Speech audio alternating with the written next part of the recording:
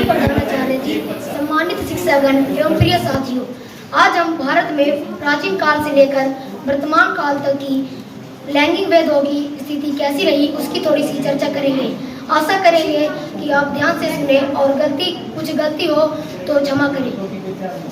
सबसे पहले मैं आप सभी को बताना चाहता हूं कि भारत में लैंगिक भेदभाव की समस्या उस प्रकार की नहीं रही जैसी विदेशों में देखने को मिलती है, क्योंकि इतिहास पढ़ते हैं तो पता चलता है कि प्राचीन काल में गार्गी, मैत्रेयी, लोपामुद्रा, देवी सीता जैसी दृढ़ इच्छा शक्ति वाली विदुषी नारियां भारत में रही है। और यह भी गार्गी और याज्ञवल्क्य आदि का जनक की सभा में होने वाला डिबेट बहुत प्रसिद्ध है, जिसके आधार पर कहा जा सकता है कि भारत में लैंगिक भेदों की समस्या नहीं रही। मैं आपकी बात का विरोध करता हूँ। आपने कहा है कि प्राचीन काल भारत में लैंगिक भेदभाव की समस्या नहीं रही। मैं आपको बताना चाहता हूँ कि आपने अपनी बात के समर्थन के लिए जिन नारियों के नाम गिनवाए हैं वह तो केवल अपवाद है। जमीनी स्तर पर साधारण नारियों का जीवन उतना सहज नहीं रहा, तो आप कुछ नामों के आधार पर आप कैसे कह सकते हो कि भारत में लैंगिक भेदभाव की समस्या नहीं रही? बिल्कुल, मैं अपने बात पर कायम हूँ और आपको बताना चाहता हूँ कि मैंने जो नाम गिनवाए हैं केवल उतनी विदुषी नारियां नहीं रही, बल्कि हमारे इतिहास ग्रंथों में ऐसे अनेक किस्से और नियम पढ़ने को मिलते हैं जिससे पता चलता है पुरुषों के साथ साथ महिलाओं को भी पढ़ने का अधिकार था। यह बताइए कि भारत में लैंगिक समानता थी तो मध्यकाल में स्त्रियों को बुर्के व पर्दे में रहना क्यों पड़ता था? यदि कोई छोटी उम्र में विधवा हो जाए तो उसे पुनर्विवाह करने की अनुमति नहीं थी। यही नहीं, उसके पति की मृत्यु के पश्चात सती तक होने के लिए विवश किया जाता था। इनमें से बुर्का और पर्दा तो आज भी हमारे भारतीय समाज में प्रचलित है।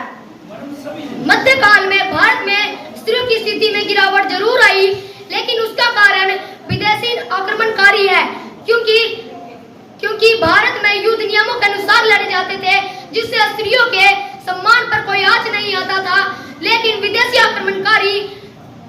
आक्रमणकारी युद्ध नियमों का पालन नहीं करते थे, जिससे वो विजेता बन गए। तो उन्होंने भारत में भारतीय स्त्रियों को शोषण करना शुरू कर दिया। भारतीय स्त्रियों ने अपने सम्मान के लिए जौहर सती प्रथा, पर्दा तथा बाल विवाह जैसी प्रथाओं को मजबूरी में अपनाना पड़ा। यह बताइए, सारी समस्या भारत में विदेशी लुटेरों को आने में पैदा हुई।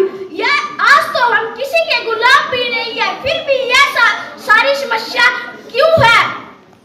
मैं मानता हूं कि भारत में ये समस्याएं हैं, लेकिन भारतीय समाज में इन कुरीतियों को खत्म करने के लिए समय समय पर अनेक महापुरुष भी जन्म लेते रहे हैं, जैसे कबीर दास, स्वामी दयानंद सरस्वती, ज्योतिबा फूले और डॉक्टर भीमराव अंबेडकर। लेकिन यह भी सच है कि विदेशी हम पर लैंगिक भेदभाव का आरोप लगाते हैं।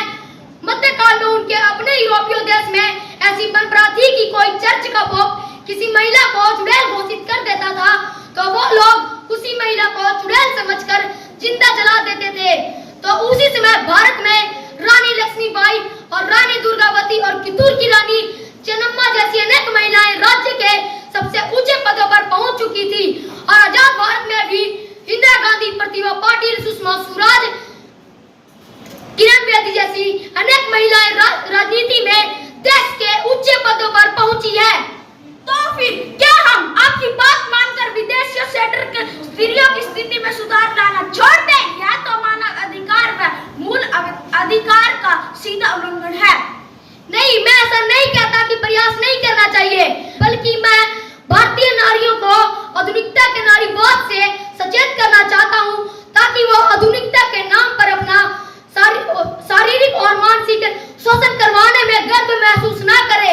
यदि हम वास्तव में किसी महिलाओं की स्थिति सुधारना चाहते हैं तो हमें वैदिक नारीवाद की जरूरत है, जिसमें महिलाओं को माँ, बहन और बेटी के रूप में देखा जाता है, भोग की वस्तु के रूप में नहीं। इन्हीं शब्दों के साथ हम लैंगिक समानता के ऊपर हुई बहस को